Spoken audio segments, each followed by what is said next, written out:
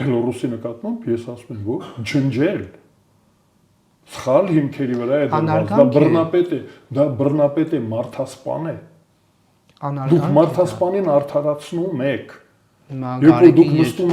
Երբ որ նստում եք Բելորուսի նախագահի մարդասպանի կողքին, դուք արդարացնում եք մարդասպանությունը, դուք դառնում եք հանցակից։ Մայիսին Նիկոլ Փաշինյանը դարձավ հանցակից։ Այո, պետք չէր նստել նրա կողքին։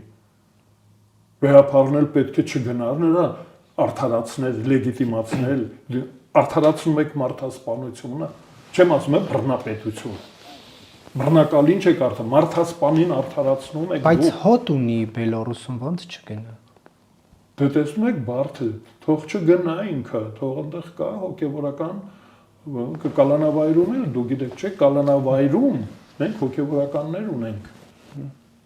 Համարեք այդպիսի մի բան, բայց ինքը չպետք է գնա։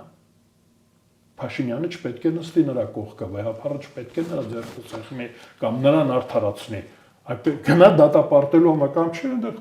հոգևորական կա թողանի, հարկադրված ենք։ Համակենտրոնացման ճամբարներում են հոգևորականներ եղել։